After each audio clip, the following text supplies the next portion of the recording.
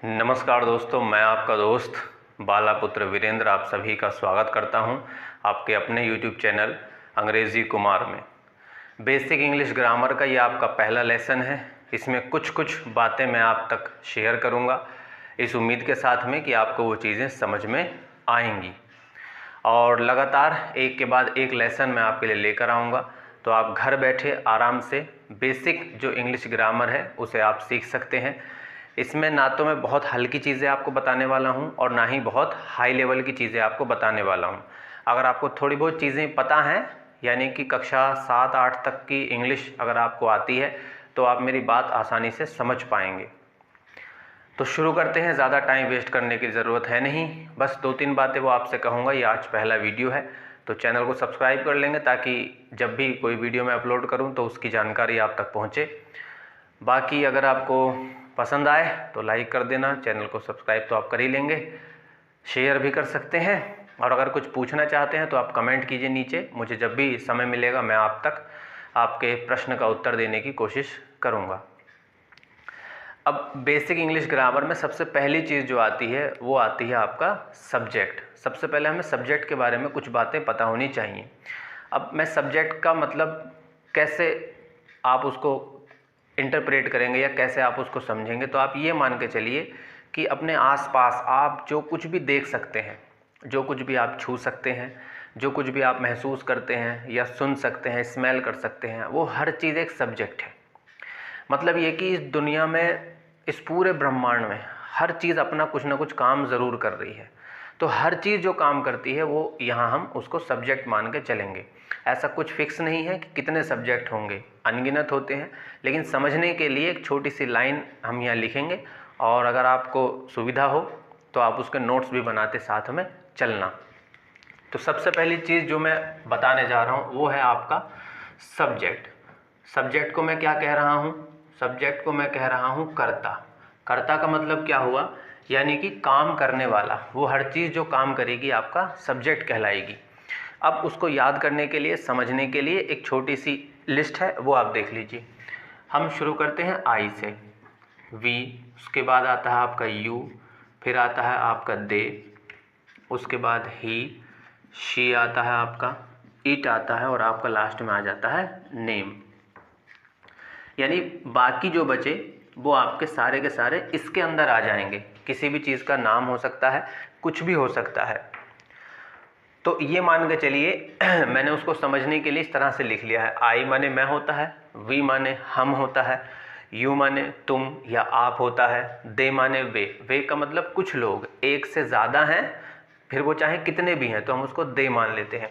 और अगर वो सिंगुलर होंगे, एक वचन होंगे, तो हम उसको ही मेल के लिए आ जाएगा, शी आपका फीमेल के लिए आ जाएगा, इट फिर हम किसी भी चीज़ के लिए लगा सकते हैं। अगर आपको किसी चीज़ का नाम नहीं पता है तो आप उसके लिए इट का यूज़ कर सकते हैं। अब बाकी जितने भी बचे, फिर चाहे वो धरती, चांद, तारे, सूरज, हवा, ये रोशनी है, पंखा, मोबाइल, बोर्ड, मार्कर, ये सब किसके अंदर आ गए? आपके नाम के अंदर आ जाते हैं। तो होते तो अनलिमिटेड हैं, लेकिन समझने के लिए हम उस तरह से इन्हें लिख लेते हैं। तो उम्मीद करता हूँ आपको सब्जेक्ट समझ में आया होगा। सब्जेक्ट वो चीज़ जो काम करती है, वो हर चीज़ एक सब्जेक्ट कहलाएगी। अब ऐसे ही हर सब्जेक्ट का एक ऑब्जेक्ट होता है, उपकर्ता होता है। वो बेसिकली तो कोई काम नहीं करेगा, लेकिन वो मौजूद होता है तो उसे उपकर्ता कहा जाता है। यानी कि दूसरी चीज़ मैं यहाँ लिख रहा हूँ आपके लिए ऑब्जेक्ट। मैं साइज़ थोड़ा सा बड़ा इसलिए लिख रहा हूँ ताकि आपको देखने में आसानी हो, आप मोबाइल से देख के उसे लिख सकें।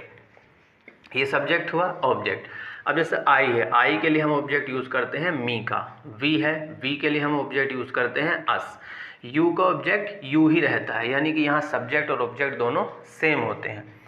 अब हम दे की बात करें तो दे का ऑब्जेक्ट आता है आपका देम, उसके बाद ही का ऑब्जेक्ट आपका आता है हिम, शी का ऑब्जेक्ट आपका आ जाता है हर, इट का ऑब्जेक्ट आपका इट ही रहता है, और नाम का ऑब्जेक्ट नाम ही रहेगा, उसको हम चेंज नहीं करेंगे। ये ऑब्जेक्ट हुआ। ये सेंटेंस में कैसे यूज़ होता है ये हम आने वाली वीडियोस में आपको बताते रहेंगे। अब तीसरी चीज़ देखिए, एक होती है अपने की इंग्लिश। अपने की इंग्लिश से क्या मतलब है? मतलब मेरा ये है कि जैसे आपके ये सब्जेक्ट होते हैं, तो जब भी किसी सब्जेक्ट के लिए कोई अपने की इंग्लिश हम यूज़ करेंगे या उसके साथ कोई चीज़ जोड़ेंगे, जैसे मान लीजिए मैं हूँ तो मैं आई हो गया, ठीक। अब मैं अपनी किसी चीज़ को बताने के लिए क्या एक वर्ड यूज़ करूँगा, जैसे मैं कहूँगा कि मेरा मोबाइल, तो मैं यूज़ करूँगा माई मोबाइल, या मेरे पिताजी तो माई फादर। तो ऐसे ही आई के लिए एक इंग्लिश फिक्स हो जाती है जिसको मैं अपने की इंग्लिश बोल देता हूँ, तो वो होती है माई। माई के साथ आपको कुछ ना कुछ लगाना ही होगा, कोई ना कोई चीज़ आपकी उसमें ज़रूर ऐड होगी। ऐसे ही वी है, वी के लिए आपका यूज़ करते हैं हम अवर, यहाँ कुछ ना कुछ हम जोड़ेंगे। ऐसे ही यू है, यू के साथ भी हम यहाँ योर यूज़ करेंगे और कुछ ना कुछ आपस में ऐड करेंगे। ऐसे ही दे है, दे के लिए हम यूज़ करते हैं दियर का, यहाँ कुछ ना कुछ इसके साथ भी ऐड होगा। ऐसे ही है, ही के साथ हम यूज़ करते हैं हिज का, यहाँ कुछ ना कुछ ऐड होगा इसके लिए। ऐसे ही आपका शी है, शी के लिए हम हर का यूज़ करते हैं अपनी इंग्लिश के रूप में, और यहाँ कुछ ना कुछ हम ऐड करेंगे। ऐसे ही आपका इट आता है, इट के लिए हम यूज़ करते हैं इट्स, और यहाँ कुछ ना कुछ ऐड करेंगे। अब देखिए इसको ध्यान से समझिए, अगर मान लीजिए मेल अगर आपका है कोई, उसका नाम कुछ भी हो सकता है, सुरेश हो सकता है, रमेश हो सकता है, करण हो सकता है, या कोई भी नाम हो सकता है। फीमेल अगर मेल नाम है तो पहले उसके लिए समझिए, उसको मैं क्या मान लूँगा, ही मान लूँगा। तो जो ही के अपने की होगी वही कमल हो या नरेश हो उसके अपने की होगी। तो मैं यहाँ लिख सकता हूँ कि इसमें हिज भी आएगा, ठीक। और अगर कोई नाम मान लीजिए फीमेल नाम है तो उसको मैं क्या मान लूँगा, शी मान लूँगा। तो जो शी के अपने की होगी वही उस जो फीमेल कोई भी नाम मान लीजिए सीमा एक नाम ले लेते हैं, तो सीमा के अपने के लिए हम क्या यूज़ करेंगे, जो शी के अपने की होगी हर। तो यहाँ पे आपका हर भी आ जाता है, यहाँ कुछ ना कुछ ऐड होगा। ऐसे ही अगर कोई चीज़ ऐसी है, जैसे मान लीजिए हम कहें कि इस मार्कर के अपने की इंग्लिश क्या होगी, तो मार्कर ना तो ही है ना शी है, उसको मैं मानूंगा इट। तो जो इट के अपने की होगी वही मार्कर के अपने की होगी, और वो क्या है आपकी इट्स। यानी कि यहाँ नाम में हम तीनों का यूज़ करते हैं, ठीक। बस ये आपका पूरा हो गया। इसी तरह से तो सब्जेक्ट, ऑब्जेक्ट और अपने की इंग्लिश। फिर एक लाइन और आती है, उसको हम बोलते हैं खुद की इंग्लिश। ये भी एक अच्छी चीज़ है। मुझे नहीं पता आपने इस तरह से कभी कहीं पढ़ा है नहीं पढ़ा है, ये मेरा तरीका है, मैं कोशिश करता हूँ, हो सकता है कोई और भी अप्लाई करता हो। तो हर सब्जेक्ट के लिए एक खुद की इंग्लिश भी होगी। जब मैं कोई चीज़ नहीं लगाऊंगा, मैं सिर्फ अपने बारे में बात करूंगा, जैसे मैं खुद या आप खुद या वो खुद, यह खुद, कुछ भी जब हम बोलेंगे तो उसके लिए खुद की एक इंग्लिश आएगी। ऐसे ही आई है, आई के खुद की इंग्लिश के लिए हम यूज़ करते हैं माई सेल्फ का। सेल्फ माने आप समझते होंगे खुद होता है, किसी को बोलते हैं सेल्फिश हो गया है, मतलब अपने अपने बारे में सोचता है, वहाँ से आप इसे याद रख सकते हैं। तो माई सेल्फ आया। उसके बाद आपका सब्जेक्ट होता है वी। वी के लिए अगर हम यूज़ करते हैं तो वो आता है आपका अवर सेल्फ्स। अवर सेल्फ्स का मतलब होता है हम खुद। जैसे हम बोलना चाह रहे हैं कि हम खुद ही चले जाएंगे, तो हम इसमें खुद की इंग्लिश भी यूज़ करेंगे। ये कैसे यूज़ होता है आने वाली वीडियोज़ में आप जानेंगे। इसी तरह से यू है, यू के लिए हम क्या यूज़ करते हैं, लगाते हैं योर सेल्फ। अब आपको थोड़ा सा ध्यान देना है, यहाँ मैंने सेल्फ लिखा है, यहाँ पर भी सेल्फ लिखा है, लेकिन यहाँ की स्पेलिंग थोड़ी सी चेंज है, तो मैं इसको अंडरलाइन कर देता हूँ। ऐसे ही दे है, दे के सब्जेक्ट के लिए हम यूज़ करते हैं देम सेल्व्स का। इसकी स्पेलिंग भी थोड़ी सी अलग है, ये दोनों स्पेलिंग अगर आप देखेंगे तो सेम मिलेंगे, बाकी सब में हम सेल्फ लगाएंगे। ही के लिए हम यूज़ कर देते हैं हिमसेल्फ का, तो मैंने यहाँ लिख दिया हिमसेल्फ। ऐसे ही शी के लिए हम यूज़ करते हैं हर सेल्फ का, मतलब कि वह खुद। ऐसे ही हम इट के लिए यूज़ करते हैं इट सेल्फ का, तो यहाँ आपका इट सेल्फ आ गया। अब फिर से वही चीज़ है, अगर मान लीजिए मेल किसी का नाम है, अगर वो मेल है तो ही के खुद की जो होगी वही उसके खुद की होगी, और अगर फीमेल नाम है तो जो शी के खुद की होगी वही उसके खुद की होगी। और अगर वो कोई चीज़ है, कोई वस्तु है जिसको मैं इट मान रहा हूँ, तो यानी कि नाम में फिर से ये तीनों की तीनों आपकी ऐसी की ऐसी आ जाएंगी। यानी नाम में मैं देख लूँगा कि मुझे किस चीज़ की ज़रूरत है, मैं वही चीज़ यूज़ कर लूँगा। तो ये एक छोटी सी लिस्ट है, यहाँ से मैं पढ़ाना शुरू करता हूँ। तो अगर आप इसे चाहें तो आप इसको लिख सकते हैं, मैं हट जाता हूँ, आप इसका स्क्रीनशॉट ले लीजिए या वीडियो पॉज कर दीजिए और आप इसको लिख सकते हैं।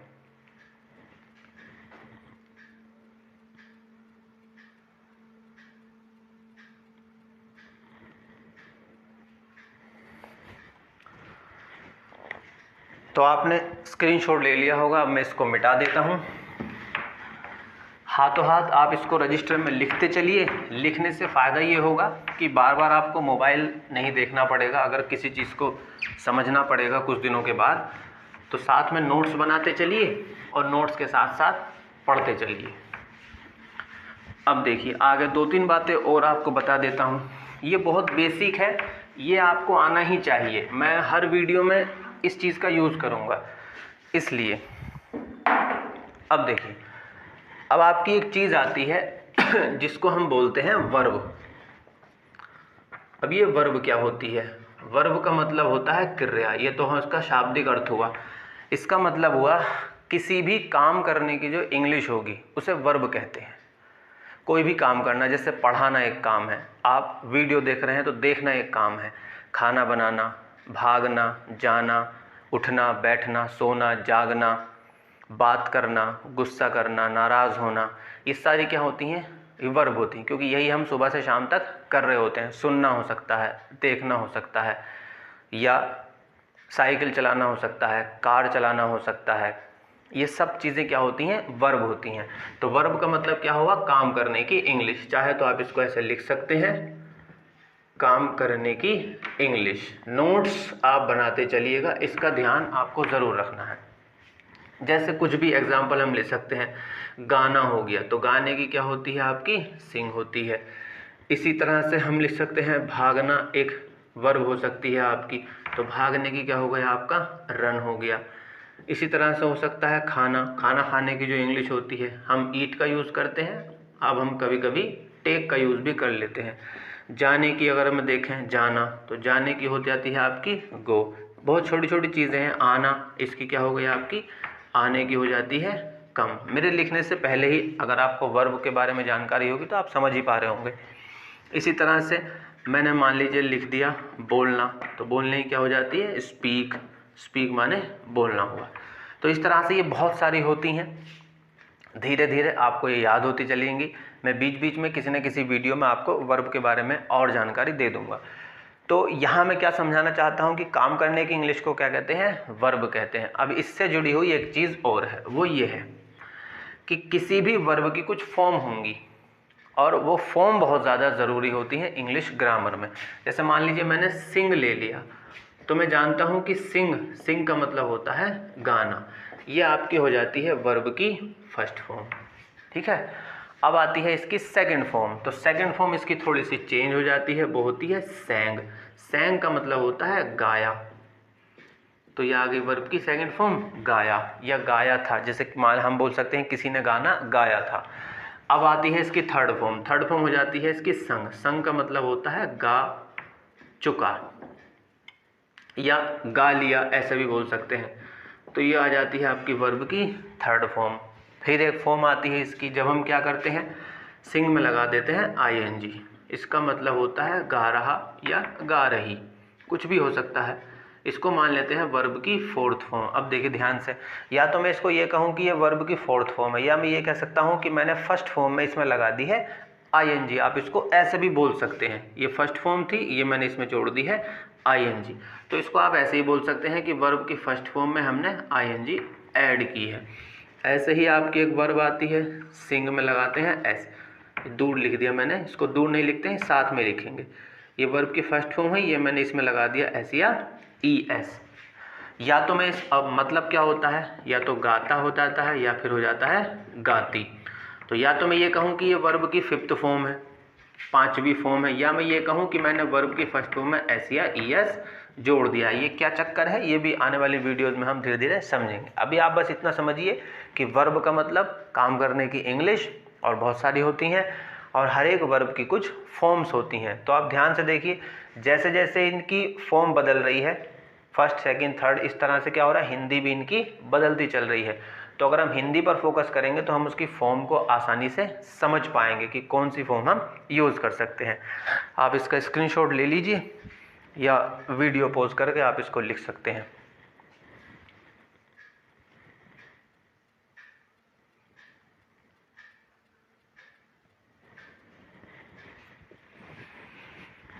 अब देखिए आगे, तो पहली चीज़ वो छोटी सी एक लिस्ट मैंने आपको बताई, दूसरी चीज़ मैंने आपको ये वर्ब बताई। अब इसके बाद क्या आता है वो देखिए।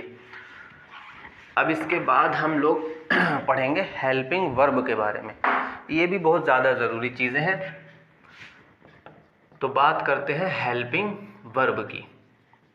अब जैसा कि आप देख ही रहे हैं कि नाम से ही पता चल रहा है, हेल्पिंग वर्ब का मतलब क्या हुआ, सहायक क्रिया।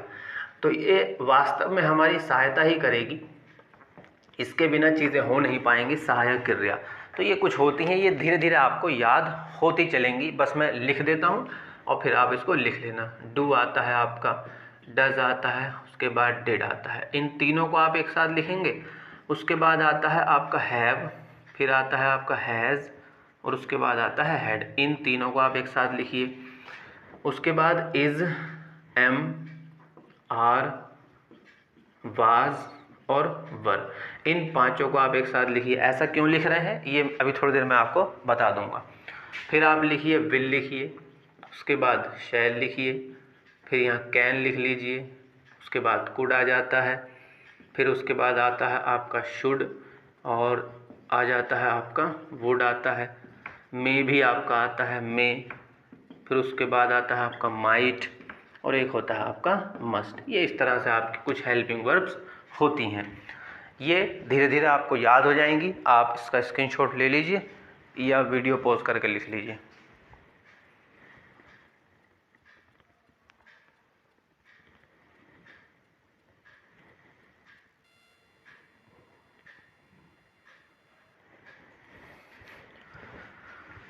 चलिए, तो ये हेल्पिंग वर्ब हो गई।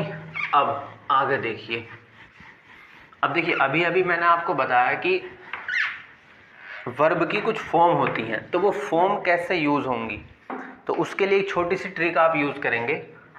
क्या बोल सकते हैं उसको, ऐसा मानिए ये जो तीन आपकी हेल्पिंग वर्ब हैं, हैव, हैज़ और हैड, ठीक, हैव, हैज़ और हैड, ये कितनी होती हैं, तीन होती हैं। तो आप ऐसे याद रख सकते हैं कि ये तीन जहाँ भी आएंगी और इनके बाद अगर मैं कोई वर्ब लगाऊंगा तो वो भी हमेशा थर्ड ही आएगी। ये आपको याद रखने का एक तरीका है। इसीलिए इसी तरह से हम लिख सकते हैं इज, एम, आर, वाज और वर। ये हेल्पिंग वर्ब मैं जहाँ भी लिखूंगा, जहाँ भी इनका यूज़ करूंगा, इनका क्या अर्थ होता है वो हम धीरे धीरे जानेंगे।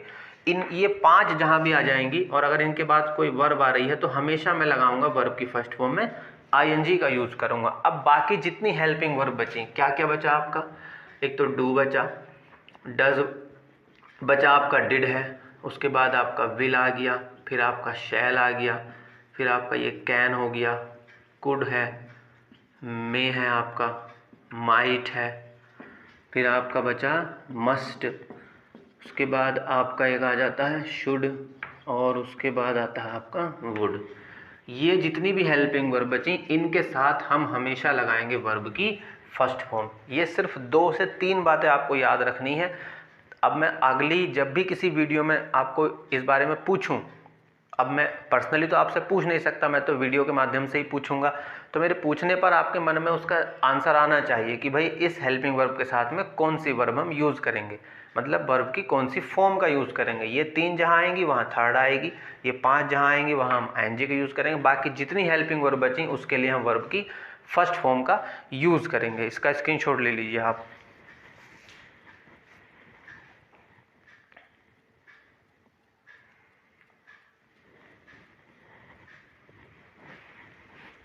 अब देखिए, अब जो मैं चीज़ आपको बताने जा रहा हूँ वो आज की वीडियो का लास्ट होगा।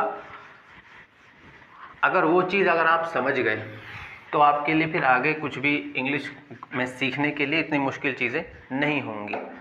इसको मैं सबसे अच्छा समझता हूँ, ये सबसे अच्छी चीज़ है जिसको मैं नाम देता हूँ रूल्स मेकिंग। ये आपको समझ के चलना है। अब ये रूल्स मेकिंग है क्या, इसके लिए हिंदी में 2-3 बातें मैं आपको बता देता हूँ।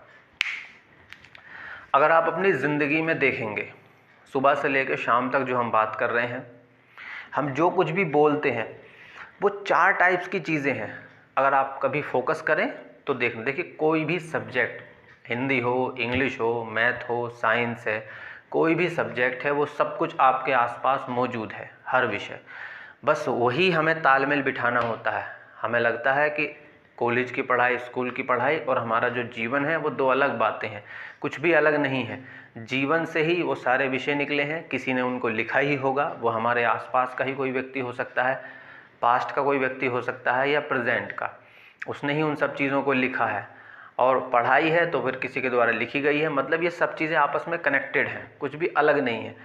अगर आप अपनी ज़िंदगी में ध्यान देंगे तो हम 4 तरह की बातें बोलते हैं। पहली तरह की बातें वे होती हैं जिसमें हमें काम के बारे में जानकारी मिलती है कि कोई काम करता है, जैसे वीरेंद्र ट्यूशन पढ़ाता है, ये मेरे बारे में, काम के बारे में आपको पता चला। दूसरी तरह की बातें वे होती हैं जब काम चल रहा होगा, जैसे वीरेंद्र ट्यूशन पढ़ा रहा है, मैं वीडियो बना रहा हूँ, ये इस तरह की बात हुई।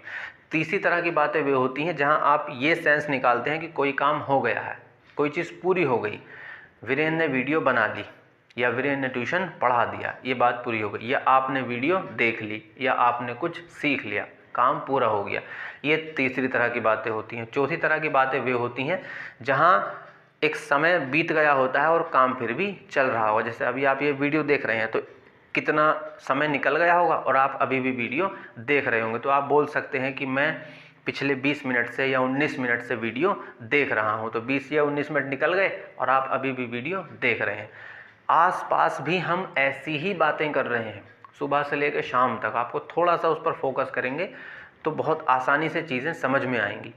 तो पहली तरह की बातें जिसमें काम के बारे में जानकारी मिलती है। दूसरी तरह की बातें वे हुई जब हम काम जारी होगा। तीसरी तरह की बातें वे हुई जब काम पूरा हो जाएगा। चौथी तरह की बातें वे हुई जब एक समय बीतेगा और काम उसके बाद भी चल रहा होगा। ये 4 तरह की हुई। अब इनमें से किसी भी तरह की मैं बात एक उठा लूँ तो उसको कहने के भी 4 ढंग हैं। किसी भी बात को कहने के भी 4 ही ढंग होंगे। जैसे वीरेंद्र ट्यूशन पढ़ाता है, इस बात को कहने के भी 4 ढंग हो सकते हैं। या तो हम बात को सीधे सीधे कहेंगे, हाँ मैं कहेंगे, या हम उसको नकारेंगे, मना करेंगे, या हम उस पर कन्फर्मेशन लेंगे कि ऐसा है या नहीं है, या फिर हम उस पर सवाल पूछेंगे। जैसे वीरेंद्र ट्यूशन पढ़ाता है, ये बात कह दी, ठीक। मना कर सकते हैं, वीरेंद्र ट्यूशन नहीं पढ़ाता है, ये दूसरी बात। दूसरी तरह से हमने कहा एक ही बात को। तीसरी तरह क्या होगा, कन्फर्मेशन लेंगे कि क्या वीरेंद्र ट्यूशन पढ़ाता है या नहीं पढ़ाता है, तो ये कन्फर्मेशन हुआ। अब मान लीजिए हमें पता चलेगा कि पढ़ाता है, तो अब हम सवाल करेंगे कि फिर वो कौन सा सब्जेक्ट पढ़ाता है या क्या पढ़ाता है। तो ये इस तरह से हम किसी भी बात को 4 तरह से ही बोलते हैं, बस उसे ही कहते हैं रूल्स मेकिंग।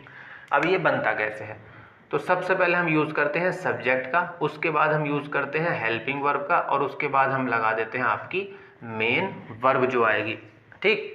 ये हुआ बात को सीधे सीधे कहना। अब अगर मैं बात को मना करना चाहता हूँ तो मुझे लगाना पड़ेगा नोट, तो मैं हेल्पिंग वर्ब के साथ में जोड़ दूंगा नोट, और उसके बाद आपका मेन वर्ब ऐसे का ऐसे ही आ जाएगा। तीसरी तरह जब मैं कन्फर्मेशन लूँगा तो मैं हेल्पिंग वर्ब को शुरू में शिफ्ट कर दूंगा, बस। अब जो बचा उसको ऐसे लिख दूंगा, सब्जेक्ट बचा, आपका नोट बचा। नोट को अंडरलाइन करेंगे, हो सकता है कभी नोट आए और कभी नोट ना आए, इसके लिए। फिर आपका मेन वर्ब ऐसे का ऐसे आ गया। चौथे में हम पूछेंगे सवाल, तो हम यूज़ करेंगे क्वेश्चन वर्ड का। अब क्वेश्चन वर्ड क्या होते हैं इसके बाद मैं आपको बता दूंगा। बाकी ये सब कुछ ऐसे का ऐसे ही आ जाएगा। तो ये लिखा मैंने हेल्पिंग वर्ब, ये आ गया आपका सब्जेक्ट। नोट की ज़रूरत है कि तो ठीक, वरना कोई बात नहीं, और सीधे सीधे आ जाएगी आपकी मेन वर्ब। तो ये है आपके रूल्स मेकिंग। इसी से आप किसी भी हेल्पिंग वर्ब के 4 रूल बना सकते हैं, और अगर ये 4 रूल अगर आपको आते हैं बनाने किसी भी हेल्पिंग वर्ब के, तो आप आसानी से चीज़ों को समझ लेंगे। जैसे फॉर एग्जांपल मान लीजिए मैं हैव के 4 रूल बनाना चाहता हूँ, किसके, हैव के, और मैं जानता हूँ हैव के साथ आती है वर्ब की 3rd फॉर्म, तो आराम से 4 रूल बन गए। देखो सब्जेक्ट तो ऐसे रहेगा, इस हेल्पिंग वर्ब की जगह मैं क्या लिख सकता हूँ, हैव लिखा। मेरे लिखने से पहले आप समझ जाइए कि मैं क्या लिखने वाला हूँ, ये आ गई वर्ब की 3rd फॉर्म। दूसरा रूल बनाने के लिए क्या करूँगा, सब्जेक्ट, और मैं जानता हूँ हैव के बाद लगा दूंगा नोट और लगा दूंगा वर्ब की 3rd फॉर्म। इसी तरह से तीसरा रूल क्या बनेगा, हैव को ले आऊँगा मैं शुरू में, बाकी जो बचेगा उसको ऐसे लिख दूंगा, सब्जेक्ट बचा, आपका नोट बचा, और बची वर्ब की 3rd फॉर्म। चौथा रूल बनाने के लिए क्या लगाऊंगा, सबसे पहले क्वेश्चन वर्ड, और फिर ये ऐसे का ऐसे ही आपका आ जाएगा तीसरा रूल, हैव सब्जेक्ट, नोट की ज़रूरत है तो ठीक है, वरना तो सीधे सीधे आ जाएगी वर्ब की 3rd फॉर्म। किसी भी हेल्पिंग वर्ब का आप जितने चाहें, जितने मतलब 4 रूल, आप 4 रूल आराम से बना सकते हैं, कोई भी हेल्पिंग वर्ब। अब आपको ये होमवर्क में है कि आप हर हेल्पिंग वर्ब के 4 रूल बनाने की कोशिश कीजिए, धीरे धीरे वो आपको याद होते चले जाएंगे। बस ये जो है यही मेन है, इसी का सारा खेल है। मैं जितनी भी वीडियोस बनाऊंगा आपके लिए इसी का उसमें यूज़ होगा। तो ये एक एग्जांपल मैंने आपको दिया, अगर आप इसका स्क्रीनशॉट लेना चाहते हैं तो ले लीजिए।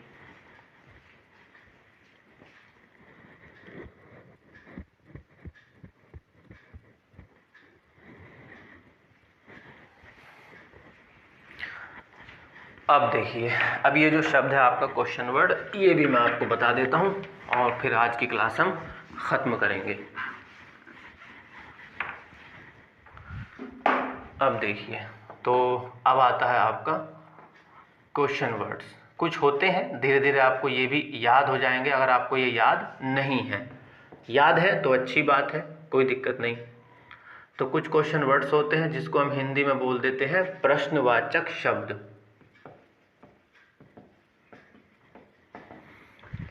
सबसे पहले हम यूज़ करते हैं व्हाट, जिसका हिंदी होती है क्या। फिर आपका आता है मान लीजिए वेयर, कैसे भी लिख सकते हैं, इसका मतलब हो जाता है आपका कहाँ। और आता है आपका व्हेन, ये सब डब्लू फैमिली से है, तो व्हेन का मतलब होता है आपका कब। फिर आता है आपका हु का मतलब होता है आपका कौन। एक आता है आपका वाई माने हो जाता है आपका क्यों। फिर उसके बाद आता है आपका विच का मतलब होता है कौन सा। फिर आता है आपका हुज का मतलब होता है किसका। ये हम पूछेंगे कोई चीज़ किसकी है तो हम हुज का यूज़ करेंगे।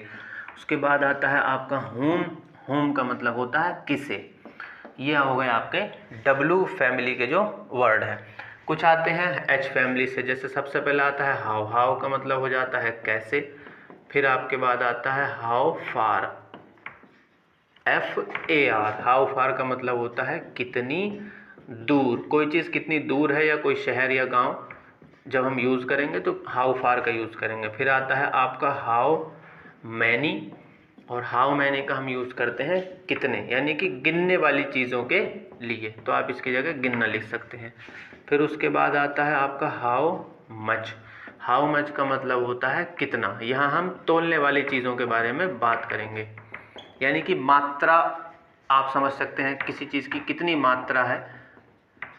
जैसे हम कहें कि इतना पानी, तो मैं इसको गिन नहीं सकता, तो मैं हाउ मच का यूज़ करूँगा। अगर मैं बोलूँगा 4 गिलास पानी, तो मैं हाउ मैनी का यूज़ करूँगा। एक आ जाता है आपका एट व्हाट द टाइम, इसका मतलब होता है कितने बजे। ये सब चीज़ें आपको नोट करके रखनी है ताकि आपको आसानी हो। ये कुछ क्वेश्चन वर्ड है, धीरे धीरे आपको याद हो जाएंगे, याद करने की चिंता बिल्कुल नहीं, बस फटाफट इसका स्क्रीनशॉट ले लीजिए।